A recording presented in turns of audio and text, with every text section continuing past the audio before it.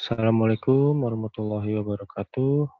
Perkenalkan, nama saya Farhan Nofriansyah di kelas 3 T01 dengan NIM 011 0220 dari jurusan Teknik Informatika Sekolah Tinggi Terpadu Nurul Fikri. Di sini saya akan melakukan presentasi administrasi jaringan tentang pemecahan masalah pada jaringan. Oke, langsung saja. Pertama itu adalah prinsip pemecahan pada jaringan. Pertama itu troubleshooting adalah proses yang mengarah pada diagnosis dan dikemungkinkan penyelesaian masalah jaringan biasanya dipicu saat seseorang melaporkan masalah. Nah, ini adalah alur dari prinsip penyelesaian masalah tersebut. Kemudian ada di sini prosesnya, yaitu yang pertama troubleshooting dimulai dengan menentukan masalahnya, lalu mendiagnosis masalah selama informasi dikumpulkan. Lalu kita definisikan masalah dan dipertajam dari kemungkinan penyebab masalah diajukan, yang kemudian menghasilkan hipotesis untuk akar penyebab masalah yang disebut juga RCA, dengan artinya itu root cause analysis. Kemudian selanjutnya ada solusi yang memungkinkan perlu diusulkan dan dievaluasi, lalu solusi yang terbaik dipilih dan diimplementasikan. Kemudian ini adalah pengertian dari proses yang ini. Pertama ada gathering information, itu adalah pengumpulan informasi terjadi setelah masalah dilaporkan oleh pengguna atau terdeteksi oleh NMS. Selanjutnya ada analyzing information, itu setelah informasi yang dikumpulkan dianalisis. Lalu selanjutnya troubleshooter membandingkan gejala dengan pengetahuannya tentang sistem proses dan baseline untuk memisahkan perilaku normal dari perilaku abnormal. Selanjutnya ada eliminating possible cause, itu dengan membandingkan perilaku yang diamati dengan perilaku yang diharapkan. Itu adalah proposing a hypothesis, itu setelah mengumpulkan dan menganalisis informasi dan menghasilkan kemungkinan penyebabnya.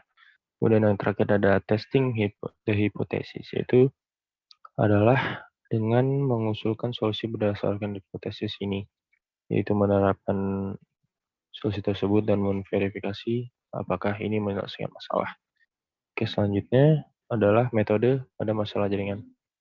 Ini adalah kunci untuk semua metode pemecahan masalah terstruktur dalam mempersempit kemungkinan penyebab masalah secara sistematis. Kita dapat mengurangi cakupan masalah hingga kita berhasil mengisolasi dan menyelesaikan masalah. Kemudian terdapat 6 jenis metode pemecahan masalah terstruktur. Itu ada the top-down approach, yang kedua the bottom-up approach, yang ketiga the divide and conquer approach. Selanjutnya ada the follow the path approach, lalu the spot the differences approach, dan yang terakhir the move the problem approach.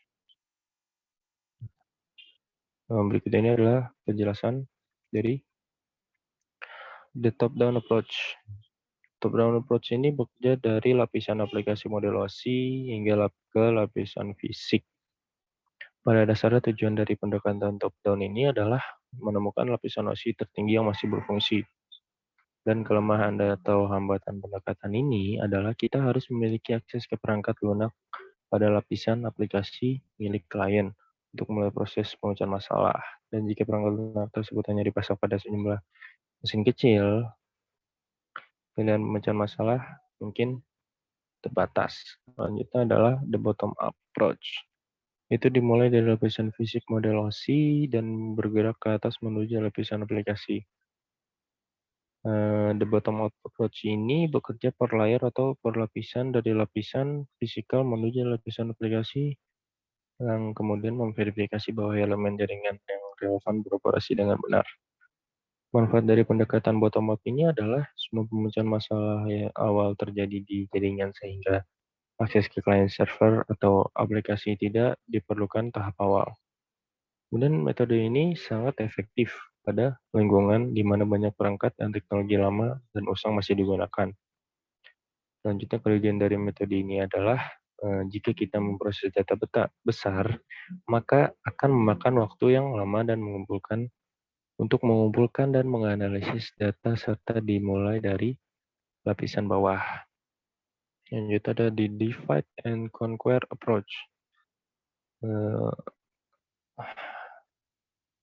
Pendekatan ini mulai dari tengah tumpukan model OSI yang biasanya dimulai dari lapisan network yang kemudian dilanjutkan ke lapisan atas atau bawahnya pada model OSI. Kemudian pendekatan divide and conquer ini menghasilkan eliminasi masalah potensial lebih cepat dari menerapkan pendekatan top down atau bottom up. Selanjutnya develop paths approach, yaitu adalah salah satu teknik pemecahan masalah paling dasar yang biasanya melengkapi salah satu metode pemecahan masalah lainnya seperti top down and bottom up. Pendekatan ini berdasarkan jalur yang diambil paket melalui jaringan dari sumber ke tujuan. Cakupan masalah ini sendiri dikurangi menjadi hanya link dan perangkat yang berada pada jalur paket data saja. Kemudian pendekatan ini menghilangkan link dan perangkat yang tidak relevan. Selanjutnya adalah the spot the differences approach. Pendekatan ini membandingkan perangkat atau proses jaringan yang beroperasi dengan benar ke perangkat atau proses yang tidak beroperasi. Dan manfaat dari pendekatan ini sendiri adalah dapat dengan mudah digunakan oleh admin jaringan yang kurang berpengalaman.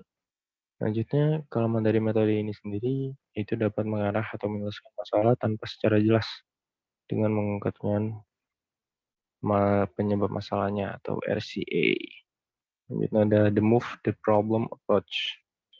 Pendekatan ini yaitu dengan memindahkan komponen secara fisik dan mengamati apakah masalah berpindah dengan komponen yang dipindahkan. Kemudian kekurangan dari metode ini adalah mengisolasi masalah hanya pada sekumpulan elemen fisik yang terbatas dan tidak memperoleh wawasan nyata tentang apa yang terjadi karena hanya mengumpulkan informasi tidak langsung yang sangat terbatas. Oke, terima kasih. Mungkin ini saja yang dapat saya sampaikan. Kurang lebihnya, mohon maaf. Wassalamualaikum warahmatullahi wabarakatuh.